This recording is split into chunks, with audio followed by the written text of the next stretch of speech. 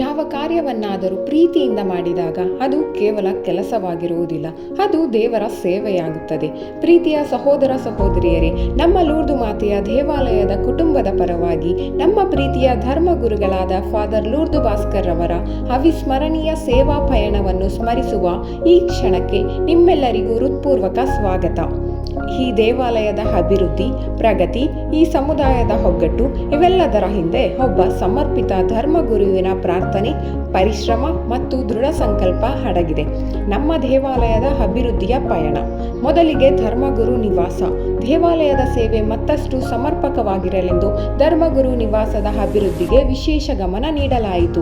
ಇದು ಕೇವಲ ಕಟ್ಟಡವಲ್ಲ, ದೇವಾಲಯದ ಜನರೊಂದಿಗೆ ಆತ್ಮೀಯತೆಯನ್ನು ಬೆಳೆಸಿದ ಆಶ್ರಯವಾಗಿದೆ. ದೇವಾಲಯದ ಗಂಟೆ ಗೋಪುರ.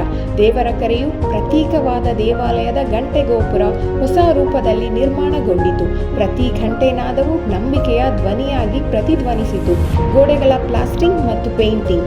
ಕಾಲದ ಹೊಡೆತದಿಂದ ಮುಸುಕಾದ ದೇವಾಲಯದ ಗೋಡೆಗಳು ಪುನಃ ಹೊಸ ಚೈತನ್ಯ ಪಡೆದುಕೊಂಡವು.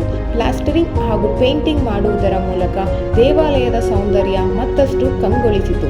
ದೇವಾಲಯದ ಪೀಠದ ಹಿಂದೆ, ಪರಂಪ್ರಸಾದದ ಹಿಂದೆ ಹಾಗೂ ದೇವಮಾತೆಯ ಸ್ವರೂಪದ ಹಿಂದೆ ಹೊಸ ವುಡ್ ಪ್ಲಾಸ್ಟಿಂಗ್ ಹಾಕಲಾಯಿತು. ಇವುಗಳೆಲ್ಲವೂ ಪೀಠಿಕೆಗೆ ಸುಂದರ ಆಧ್ಯಾತ್ಮಿಕ ವಾತಾವರಣವನ್ನು ಮತ್ತಷ್ಟು ಭವ್ಯಗೊಳಿಸಿತು. ಮುಂಭಾಗದ ಗ್ರಿಲ್ ಬಾಗಿಲು. ದೇವಾಲಯದ ಮುಂಭಾಗದ ಹೊಸ ಗ್ರಿಲ್ ಬಾಗಿಲು ಸುರಕ್ಷತೆಗೂ ಸೌಂದರ್ಯಕ್ಕೂ ಹೊಸ ಮೆರುಗು ನೀಡಿತು. ಹೊಸ ವಿದ್ಯುತ್ ವ್ಯವಸ್ಥೆಗಳು, ಹೊಸ ಸ್ವಿಚ್ಗಳು, ಫ್ಯಾನ್ಗಳು, ಸ್ಪೀಕರ್ಗಳು ಮತ್ತು ಲೈಟಿಂಗ್ಗಳನ್ನು ಅಳವಡಿಸಲಾಗಿದೆ.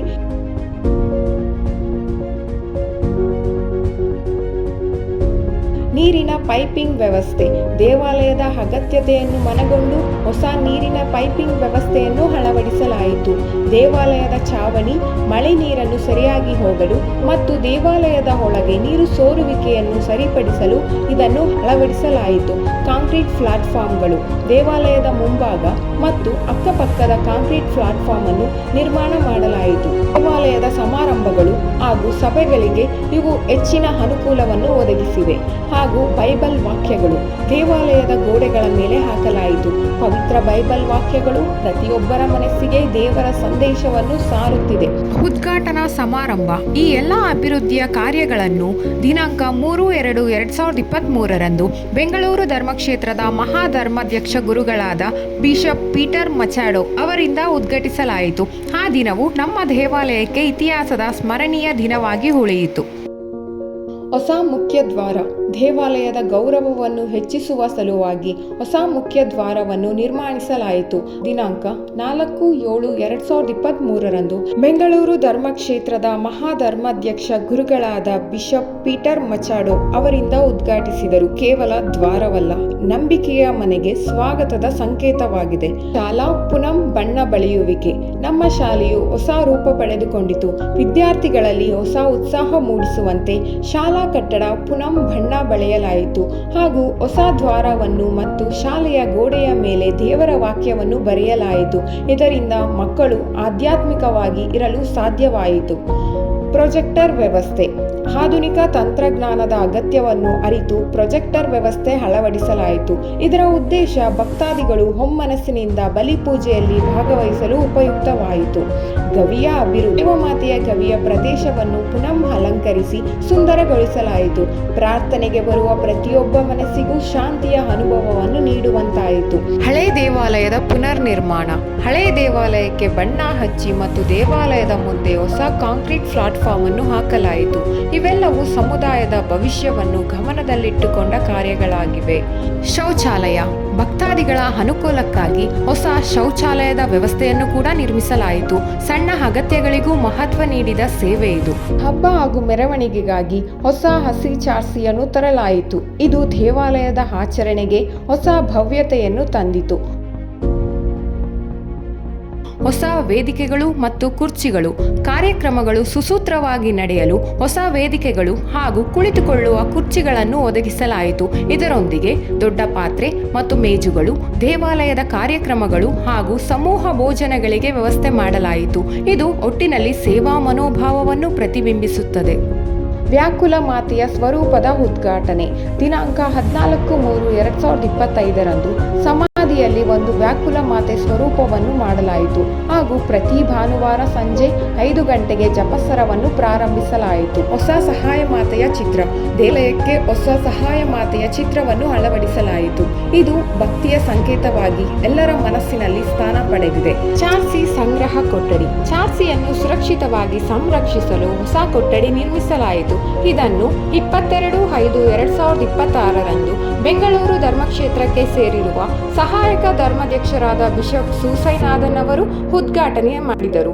ಇದು ಮಾತ್ರವಲ್ಲದೆ ದೇವಾಲಯದಲ್ಲಿ ಆಧ್ಯಾತ್ಮಿಕವಾಗಿಯೂ ಅಭಿವೃದ್ಧಿ ಮಾಡಿದ್ದಾರೆ. ವಿಶೇಷವಾಗಿ ಪ್ರತಿ ತಿಂಗಳ ಮೊದಲನೆಯ ಶನಿವಾರ ದೇವಮಾತೆಯನ್ನು ಗೌರವಿಸಲು ತೇರಿನ ಮೆರವಣಿಗೆ ಹಾಗೂ ಪಾಪ ನಿವೇದನೆ, ತಪಸ್ಸು ಕಾಲದಲ್ಲಿ ಪ್ರತಿದಿನ ಶಿಲುಬೆ ಹಾದಿ, ತಪಸ್ಸು ಕಾಲದ ಮೊದಲನೆಯ ಶುಕ್ರವಾರ ಸಮಾಧಿಯಲ್ಲಿ ಶಿಲುಬೆ ಹಾದಿ ಹಾಗೂ ಬಲಿಪೂಜೆ, ಪ್ರತಿ ತಿಂಗಳ ಮೊದಲನೆಯ ಶುಕ್ರವಾರ ಪರಂಪ್ರಸಾದದ ಆರಾಧನೆ, ಹೀಗೆ ಹಲವಾರು ಅಭಿವೃದ್ಧಿಯನ್ನು ಮಾಡಿದ್ದಾರೆ.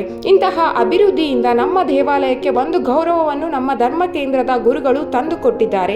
ಇವರಿಗೆ ಹೃತ್ಪೂರ್ವಕ ಧನ್ಯವಾದಗಳನ್ನು ಕೋರುತ್ತೇವೆ. ಹಾಗೂ ಈ ಎಲ್ಲ ಅಭಿವೃದ್ಧಿ ಕಾರ್ಯಗಳು ಒಬ್ಬರ ಪ್ರಯತ್ನದಿಂದ ಮಾತ್ರ ಸಾಧ್ಯವಾಗಲಿಲ್ಲ. ದೇವಾಲಯದ ಪ್ರತಿಯೊಬ್ಬ ಸದಸ್ಯರು, ದಾನಿಗಳು, ಯುವಜನರು, ಪೀಠ ಸೇವಕರು, ಮಹಿಳೆಯರು ಎಲ್ಲರಿಂದ ಸಾಧ್ಯವಾಯಿತು. ನಿಮ್ಮ ಸಹಕಾರವೇ ಈ ದೇವಾಲಯದ ಶಕ್ತಿಯಾಗಿದೆ. ನಿಮ್ಮೆಲ್ಲರಿಗೂ ಮತ್ತೊಮ್ಮೆ ಕೃತಜ್ಞತೆಯನ್ನು ಸಲ್ಲಿಸುತ್ತೇವೆ. ಪ್ರೀತಿಯ ಫಾದರ್ ಲೂರ್ದು ಭಾಸ್ಕರ್ ರವರೇ, ನೀವು ಕೇವಲ ಧರ್ಮ ಕೇಂದ್ರದ ಗುರುಗಳಾಗಿ ಮಾತ್ರ ಉಳಿಯಲಿಲ್ಲ, ನಮ್ಮ ಕುಟುಂಬದ ಸದಸ್ಯರಾಗಿದ್ದೀರಿ. ನೀವು ಕಟ್ಟಿದ್ದು ಕೇವಲ ಕಟ್ಟಡಗಳನ್ನಲ್ಲ, ಜನರ ಹೃದಯಗಳನ್ನು. ನೀವು ಬದಲಾಯಿಸಿದ್ದು ಕೇವಲ ಪ್ಯಾರಿಶ್ ರೂಪವನ್ನಲ್ಲ, ಅನೇಕ ಬದುಕುಗಳ ದಿಕ್ಕನ್ನು. ನಿಮ್ಮ ಪ್ರಾರ್ಥನೆ, ನಿಮ್ಮ ಸರಳತೆ, ನಿಮ್ಮ ನಾಯಕತ್ವ, ನಿಮ್ಮ ಸೇವಾ ಮನೋಭಾವ ನಮ್ಮ ಹೃದಯಗಳಲ್ಲಿ ಸದಾ ಜೀವಂತವಾಗಿರುತ್ತದೆ. ಇವರೊಂದಿಗೆ ನಮ್ಮ ದೇವಾಲಯದಲ್ಲಿ ಸೇವೆ ಸಲ್ಲಿಸಿ ವರ್ಗಾವಣೆಯಾಗುತ್ತಿರುವ ಸಿಸ್ಟರ್ ಆನ್ಸಿ ಹಾಗೂ ಸಿಸ್ಟರ್ ಲಿನ್ಸಿ, ನಿಮಗೂ ನಮ್ಮ ದೇವಾಲಯದ ಭಕ್ತಾದಿಗಳ ಪರವಾಗಿ ಕೃತಜ್ಞತೆಯನ್ನು ಕೋರುತ್ತೇವೆ. ಮುಂದೆ ಇಡುವ ಪ್ರತಿಯೊಂದು ಹೆಜ್ಜೆಯು ಹೊಸ ಅವಕಾಶಗಳನ್ನು ತಂದುಕೊಡುತ್ತದೆ. Wishing you continue success, strength and happiness in all that you do. Keep shining and making a difference. ಈಗ ಕೊನೆಯದಾಗಿ ನಮ್ಮ ಗುರುಗಳಿಂದ ಒಂದೆರಡು ಮಾತು. ಪ್ರಿಯ ಸಹೋದರ ಸಹೋದರಿಯರೇ, ನಿಮ್ಮೆಲ್ಲರಿಗೂ ನಮಸ್ಕಾರಗಳು. ಕೃತಜ್ಞತೆ ಮತ್ತು ಭಾವನಾತ್ಮಕ ಹೃದಯದಿಂದ ನಿಮ್ಮಲ್ಲಿ ಪ್ರತಿಯೊಬ್ಬರಿಗೂ ನೀವು ನನ್ನೊಂದಿಗೆ ನಾನು ನಿಮ್ಮೊಂದಿಗೆ ಕಳೆದ ಸಮಯದಲ್ಲಿ ನೀಡಿದ ಈ ಆಧ್ಯಾತ್ಮಿಕ ದೈಹಿಕ ಬೆಂಬಲಕ್ಕಾಗಿ ಧನ್ಯವಾದಗಳನ್ನು ಅರ್ಪಿಸುತ್ತೇನೆ. ಪ್ರಿಯ ಸಹೋದರ ಸಹೋದರಿಯರೇ, ನಿಮ್ಮಲ್ಲಿರುವ ಪ್ರಾರ್ಥನೆಗಳು, ಪ್ರೀತಿ, ಪ್ರೋತ್ಸಾಹ, ತ್ಯಾಗ, ಸಮರ್ಪಿತ ಸೇವೆಯು ನನ್ನ ಜೀವನದಲ್ಲಿ, ನನ್ನ ಸೇವೆಯಲ್ಲಿ ನಿಜವಾದ ದೊಡ್ಡ ಆಶೀರ್ವಾದವಾಗಿದೆ. ಕ್ರಿಸ್ತರಲ್ಲಿ ಒಂದೇ ಕುಟುಂಬವಾಗಿ ನಾವೆಲ್ಲರೂ ಒಗ್ಗಟ್ಟಾಗಿ ಒಟ್ಟಿಗೆ ಹಂಚಿಕೊಂಡಿರುವ ನೆನಪುಗಳು ಬಹಳ ದೊಡ್ಡದು. ಅವುಗಳನ್ನು ಮರೆಯಕ್ಕಾಗುವುದಿಲ್ಲ. ಅವುಗಳನ್ನು ಯಾವಾಗಲೂ ನಾನು ಪಾಲಿಸುತ್ತೇನೆ. ಪ್ರಿಯರೇ, ನನಗೆ ವರ್ಗಾವಣೆ ಆಗಿದೆ ಎಂದು ನಿಮ್ಮೆಲ್ಲರಿಗೂ ಗೊತ್ತಿದೆ. ಈ ಒಂದು ವಿದಾಯ ಸಮಯದಲ್ಲಿ ನಾನು ನಿಮ್ಮಲ್ಲಿ ಕೋರಿಕೊಳ್ಳುವ ಒಂದು ವಿಷಯ ಏನೆಂದರೆ, ಅದೇ ಉತ್ಸಾಹ, ಅದೇ ಸಮರ್ಪಣೆ, ಅದೇ ಪ್ರಾಮಾಣಿಕತೆ, ಅದೇ ಬದ್ಧತೆಯಿಂದ ದೇವಾಲಯಕ್ಕೆ ನೀವು ಮಾಡುತ್ತಾ ಇರುವ ಸೇವೆಯನ್ನು ಮುಂದುವರಿಸಬೇಕೆಂದು ನನ್ನ ದೊಡ್ಡ ವಿನಂತಿ. ನಿಮ್ಮಲ್ಲಿ ಯಾವುದೇ ಭೇದ ಭಾವ ಇರಬಾರದು. ಬದಲಿಗೆ ಪ್ರೀತಿ, ಒಗ್ಗಟ್ಟು, ಪರಸ್ಪರ ಗೌರವ, ಅವರನ್ನವರು ಬರಮಾಡಿಕೊಳ್ಳುವ ಮನೋಭಾವ, ಇವುಗಳಲ್ಲಿ ಬಲವಾಗಿ ನೀವೆಲ್ಲರೂ ಬೆಳೆಯಬೇಕು. ಪ್ರಿಯ ಸಹೋದರ ಸಹೋದರಿಯರೇ, ಒಗ್ಗಟ್ಟಿನ ಸಮುದಾಯವು ದೇವರ ಸಾನ್ನಿಧ್ಯಕ್ಕೆ ಜೀವಂತ ಸಾಕ್ಷಿಯಾಗಿರುತ್ತದೆ. ನಿಮ್ಮೆಲ್ಲರ ವೈಯಕ್ತಿಕ ಜೀವನ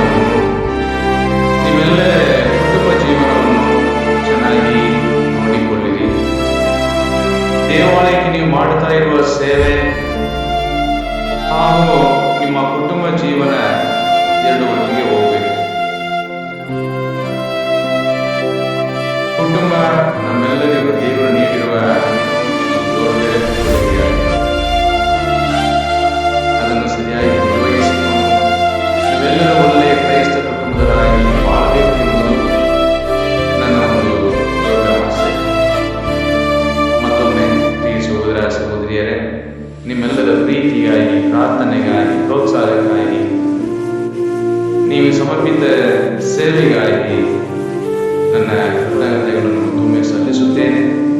ನಿಮ್ಮೆಲ್ಲರ ಕುಟುಂಬಗಳಲ್ಲಿ ಶಾಂತಿ, ಸಮಾಧಾನ, ಪ್ರೀತಿ, ಕ್ಷಮಾಪಣೆ, ಒಳ್ಳೆಯ ತಿಳುವಳಿಕೆ, ದೇವರ ಅನುಗ್ರಹ